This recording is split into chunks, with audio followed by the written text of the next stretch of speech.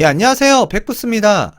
문재인 정부 출범 직전에 서울 아파트 평균 매매 가격은 한국감정원 통계자료에 따르면 4억 7,415만 원이었습니다. 자, 이 주택이라는 개념에는 단독주택, 아파트, 빌라, 다세대, 연립 등이 포함된 개념이 이제 주택인데요. 아파트만 놓고 본다 그러면 이 평균 매매 가격은 더 높았을 거예요. 4년이 지난 지금 2021년 2월 1일 KB국민은행 통계자료에 따르면 서울 주택 중위가격이 8억 759만 원, 경기도는 4억 611만 원으로 이제 산정돼서 처음으로 각각 8억 원, 4억 원을 넘어섰습니다. 물론 아파트만 따진다 그러면 이거보다 더 높을 거고요. 새 임대차법 시행이 된 지 이제 약 7개월 정도가 이제 흐른 서울 아파트 평균 전세 가격이 결국에는 6억 원을 또 돌파를 했고요. 정부에서 예상하는 부분과는 달리 임대차법 후폭풍이 지속되면서 전세 가격 상승세가 이어졌는데요. 이렇게 집값도 폭등을 하고 전세가도 폭등한 지난 4년.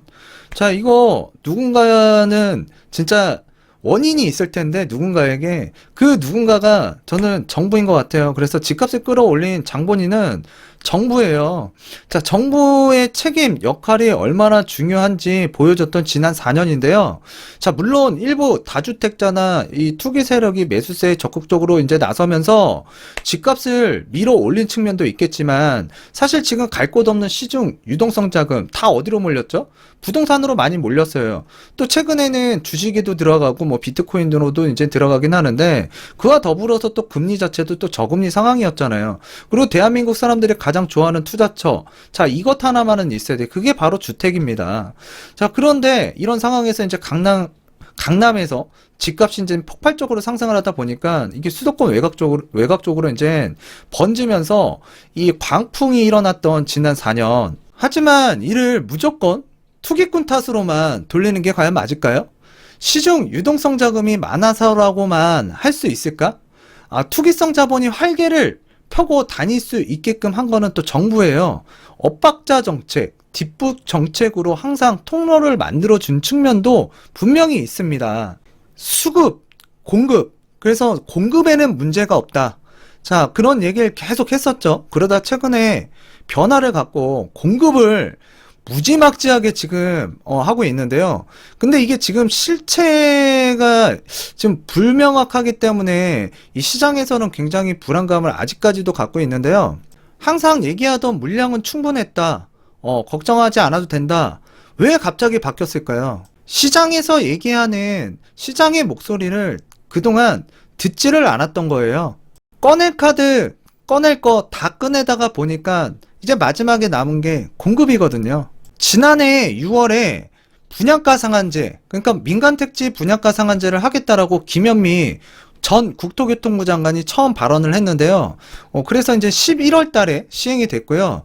자, 이 내용이 발표가 됐을 때 저는 앞으로는 새 집이 공급되지 않을 테니 집값이 더 오르기 전에 자, 사라라는 또 시그널로 생각을 했거든요. 작년에 주택 가격이 많이 올랐죠? 많이 오른 이유가 있는 거예요.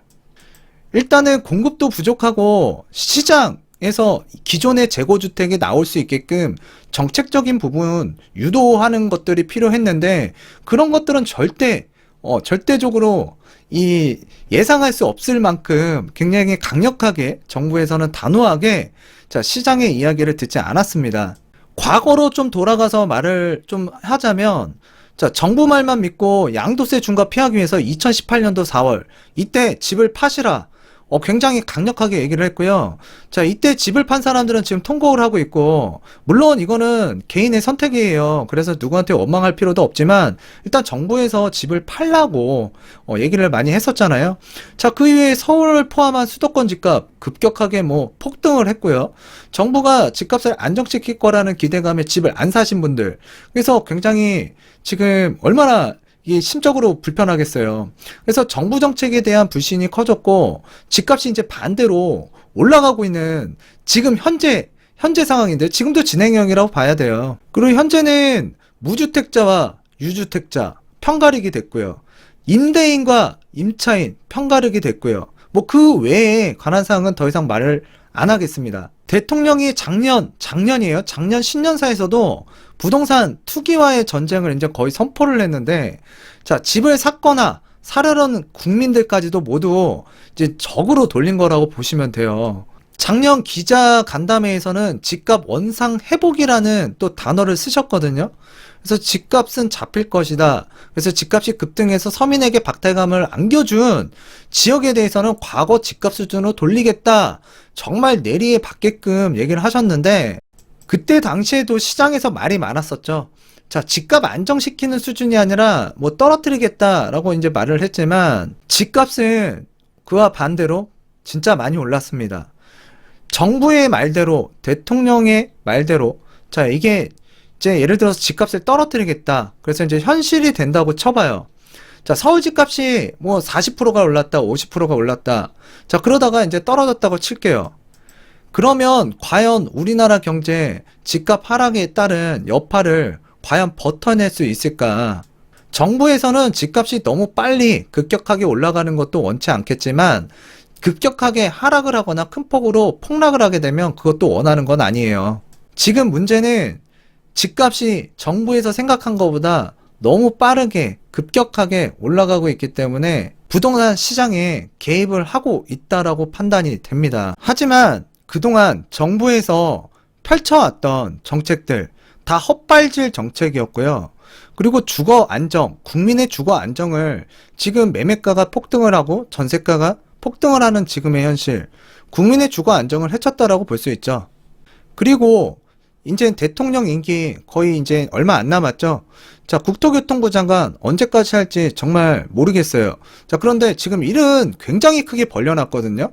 근데 향후에 이 뒤에서 이제 수습해야 되는데 다음 정권, 다음 국토교통부 장관 굉장히 힘들 거라고 생각이 됩니다. 지금 또한 주택가격이라든가 전세가격 지금 만만치 않게 가격이 상승하는 지역도 있고요. 지금도 아직 불안한 그 지역들 굉장히 많고요. 장기적인 공급 대책 뭐 나오는 거 긍정적이라고 생각합니다. 근데 지금 단기적인 플랜 전혀 없다라고 제가 계속 말씀을 드렸는데, 지금 2년, 3년 이내에 이 부동산 시장 어떻게 하실 거예요? 정부에서 뭐 발표한 대로 3기 신도시 도심 속의 공급, 자, 이게 또 만약에 가다가 삐그덕거리고 진짜 또 헛발질 정책으로 또 전략이 된다 그러면 또 정부를 믿고 기다렸던 이 무주택자들 또다시 가슴에 비수를 꽂는 이 상황이 또 발생이 될 수 있거든요.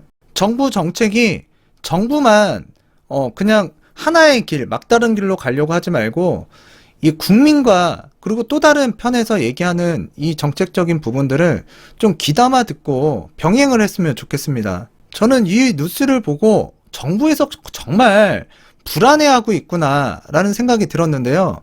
자, 윤성원 국토 차관 매달 주택 공급 대책 만들겠다. 공급 대책 만들어서 지금 단기적으로 문제가 해결되냐고요. 얼마나 불안하면 사람들한테 심리적인 시그널, 안정감을 주기 위해서 매달 주택 공급 대책을 만들겠다. 자, 이거 자체가 못 믿어요, 사실은. 벌써부터 지금 뭐 3기 신도시 지정이 되면 주변 집값 하락할 거다, 안정화될 거다. 자, 이런 얘기들은 계속 나왔지만 3기 신도시 지정되는 것들을 한번 살펴보세요.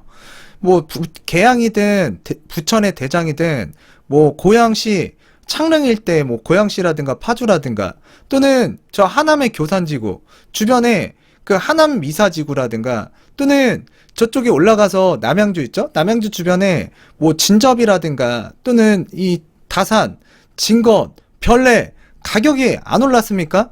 올라가니까 요번에도 광명시흥지구에다가 지정을 하면서도 선악권일 때 집값도 잡을 거고, 또 국토교통부 말에 의하면 강남의 집값도 안정화시킬 수 있다. 뭐 장기적으로는 뭐 그렇게 생각을 할게요. 근데 지금 당장 지금 가격을 보세요. 가격이 잡히겠나.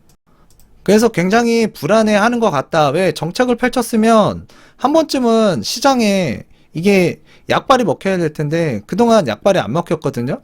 그러니까 얼마나 국토부에서 약이 올랐겠습니까? 제가 어제도 말씀드렸는데 경실련에서 지금 행복주택은 거주기간 짧고 임대료가 비싸다. 자, 그리고 매입임대. 자, 매입임대해서 이거 주택 뿌리게 되면 자 재고 시장의 주택을 이제 잠식해 버리는 거죠, 공공이.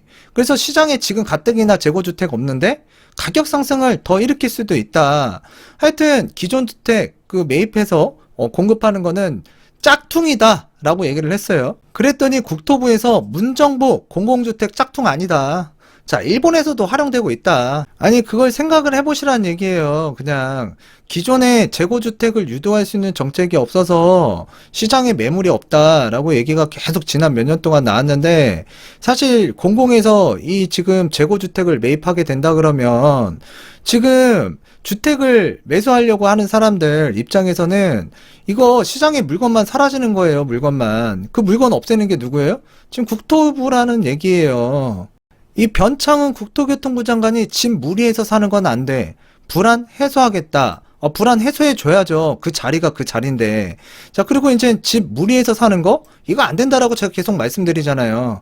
자기 체력에 맞게끔, 그리고 자기가 감당할 수 있는 레버리지만큼, 그 정도만 여러분들께서 사용을 하셔야지 집 무리해서 사는 거 아닙니다. 목돈 들어가고요. 큰돈 들어가요. 그러다가 잘못되면은 여러분들 가정이 굉장히 불안해질 수 있고 정말 불행복해질 수 있거든요. 그런데 이 무리해서 집 사지 말라. 자, 이 얘기는 사실 국토교통부 장관이 할 얘기는 아니고 지금 다른 사람이 해야 돼요. 근데 그 다른 사람이 얘기를 안 하고 지금 국토교통부 장관이 지금 앞에 총대를 메고 지금 이야기를 하고 있는 상황이거든요. 변창흠 국토교통부 장관이 빚내서 집을 사지 마라 할 때마다 저는 노무현 대통령이 했던 얘기가 떠올라요. 그래서 예전 기사를 한번 찾아봤는데 노무현 대통령 지금 빚내서 집 사지 마라. 느낌으로 내 집이라는 것은 좋은 것이기 때문에 남지 않더라도 사야지요. 그러나 무리하게 빚내서 사지 마십시오. 공공부문이 주택을 책임지고 공급해서 시장도 안정시키고 시장에 들어오지도 못하는 시장 바깥에 밀려있는 서민들의 주거복지도 완전히 책임진다. 권오규 경제부총리도 기자들과 만나 다음 달 초 임대주택 공급 확대 등 부동산의 공공부문을 강화하는 방안을 발표하겠다고 밝혔습니다. 부족한 재원과 토지, 조직과 인력 문제를 해결할 획기적인 방안이라고 설명했습니다. 오는 9월부터 민간 아파트에도 분양가 상한제와 원가 공개가 실시돼 공급 위축 우려가 커지고 있는 것에 대한 대책으로 보입니다. 이때 당시에 노무현 대통령님이 얘기했던 그 좀 내용하고요. 요즘에 변창흠 국토교통부 장관이 얘기하는 맥락은 비슷하지만 제가 사실 받아들이는 느낌 자체는 많이 달라요. 진짜 마음 하나만큼은 서민을 위해서 굉장히 좀 남달랐던 대통령으로 기억이 되거든요. 그런데 2007년도에 저 말씀을 하시고 나서 요때 구간을 보게 되면 주택가격 상승률이 굉장히 급격하게 상승을 했습니다. 이전에도 보게 되면 대책 나올 때마다 진짜 상승 곡선이 장난이 아니잖아요. 자, 그래서 굉장히 강력한 이 발표를 했음에도 불구하고 이 시장은 한 차례 더욱더 급등을 했다. 지금 사실 시장 상황이 그렇게 녹록지는 않지만 지금 이런 구간이 안 나온다라는 법도 또 없어요. 어디까지가 천장인지 쉽게 여러분들께서 함부로 예단하는 것도 아니라고 보여지고요. 또 언젠가는 분명히 조정도 올 수 있고 하락도 할 수 있습니다. 자, 여기서 보게 되면 금융위기 때문에 뭐 하락했다. 또는 이때 너무 가격이 많이 올랐기 때문에 또 이제 공급에 관한 사항도 이제 앞으로 늘어나기 때문에 뭐 시장의 수급 조절에 의해서 조정이 된 거다. 이거는 또 두 가지 의견으로 많이 나눠져요. 자, 그러다가 어찌됐든 한 번은 이렇게 조정받고 가는 부분도 있어요. 자, 그 지역에 따라서 국지적으로 뭐 지금 현재도 회복 안 된 지역도 분명히 있겠지만 지금 대부분의 입지가 좀 좋은 지역 같은 경우에는 회복을 이전보다 훨씬 더 많이 했죠. 지금 2021년도 현재 상황을 보게 되면 지금 똑같아요. 가격 많이 올라왔어요. 자, 그리고서 3기 신도시 요때 그 노무현 대통령님께서도 공급 막판에 굉장히 발표를 많이 했거든요. 지금 발표 많이 하고 있어요. 분양가 상한제 자, 지금 시행하고 있죠. 3기 신도시도 지금 계속 발표를 하고 있고요. 자, 그리고 이제 매달 주택 공급 대책 만들겠다. 지금 똑같이 공급 대책 굉장히 많이 발표를 하고 있습니다. 이번 정부 들어서도 계속 대책이 나왔는데도 불구하고 가격이 올라갔고요. 자, 그 다음에 이제 저희가 전에도 제가 말씀드렸다시피 2018년도, 19년도가 공급이 가장 많았어요. 사실 이때 당시에 공급 대책이 조금 받쳐줬다고 한다면 지금하고 또 다른 양상의 부동산 흐름이 전개가 됐을 텐데, 자, 하여튼 지금과 같은 사단이 났거든요.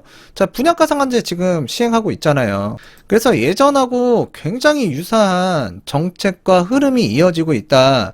그래서 노무현 정권 시즌2다. 그래서 이제 정권 초기부터 얘기가 많이 나왔었는데, 지금 부동산 가격만 본다 그러면 거의 뭐 판박이라고 볼 수 있겠죠. 그래서 지금 과거 사례로 이제 비춰서 말씀을 드리면 한 차례 또 폭등할 가능성이 굉장히 높습니다. 자, 그렇다고 이제 가격이 많이 올라왔는데 무리하게 집을 사는 것도 그건 아니죠. 또 이제 그 집값이 올라가는 걸 또 보고 더 이상 못 참겠다. 이런 이 마음을 갖고 또 이 주택을 내동매매해서 주택을 구입하게 되면 또 외부적인 변수에 의해서 또 여러분들이 그러한 변수에 대해서 버텨내지 못한다 그러면 여러분들 진짜 깡통 타고 그지가 될 수 있거든요. 자, 그러니까 항상 신중하셔야 될 필요는 있는데, 이러한 어려운 환경을 타개하기 위해서는 정책의 중요성, 그리고 정부의 역할이 굉장히 중요하다라는 말씀을 드리고 싶은 거예요. 그런데 정부에서 지금 하는 정책이나 방향성을 보게 되면 작년에 10조 더 걷었대요. 자, 부동산세. 근데 이제 부동산세가 올라가면 이게 주택 매매 가격이나 전세가에 영향을 줄 수밖에 없다. 이 조세가 이제 세입자에게 또는 매수자에게 매매 가격으로 전가가 되는 거죠. 자, 그래서 이제 문재인 정부의 부동산 정책 실패는 집값 안정을 통한 국민 주거권 확보보다는 세수 확보에 지금 집중한 것이 근본 원인이었다. 인구 분산, 인프라 재구축이 없는 상황에서 공급보다 수요를 억제했고요. 취득, 보유, 거래세, 그래서 양도소득세 등 부동산 관련 세제를 강화하는 주택정책은 집값과 전세값 급등을 불러올 수밖에 없었다. 그러니까 주택 공급 대책도 시기적절하게 나왔어야 되는데 좀 늦은 거죠. 지금 뭐 사전 청약 한다고 하지만 지금 실제로 뭐 본 청약 그다음에 입주까지는 상당한 기간이 남아 있고요. 사실 지금 너무 많은 공급 대책을 지금 발표를 했는데 이게 차기 정부에서 진짜 연속성을 갖고 이게 잘 진행될지 이것도 확실히 뭐 불투명한 상황이라고 지금 시장의 전문가들도 얘기를 하고 있는데요. 하여튼 작년에 세금 무지하게 걷었어요. 무지하게. 그럼 최종적으로 정말 취득하고 보유세, 양도세 지금 이렇게 세금을 많이 걷었는데 그럼 과연 이 시장의 집값 누구 때문에 올랐고 진짜 실제로는 누가 이 돈을 벌었는지 한번 생각해 보자는 얘기예요. 진정한 승자는 정부다, 국가다 라고 생각이 되거든요. 이러한 가운데에서도 뭐 강북상구도 가격 많이 올랐었죠. 공급 대책이 나왔음에도 불구하고 최근에 광명시흥지구 나왔음에도 불구하고 지금 금천구나 구로구, 제가 아까 저번에도 말씀드렸을 거예요. 금천구나 구로구나 안양시 같은 경우에는 사실 영향이 없을 거다. 뭐 단기적으로 시기의 문제는 있을 거예요. 자, 광명시나 시흥시 같은 경우는 더욱더 그럴 가능성이 높겠죠.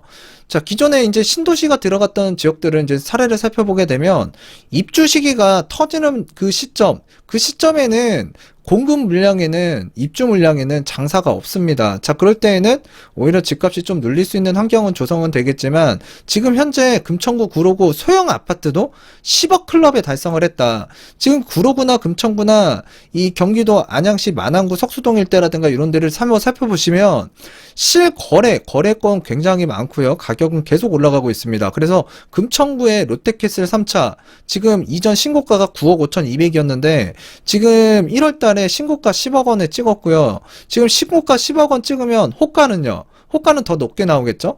자, 구로구 같은 경우에도 마찬가지고 지금 관악구 같은 경우에도 자, 호가가 계속 올라가고 있는 상황이라고 보시면 될 것 같아요.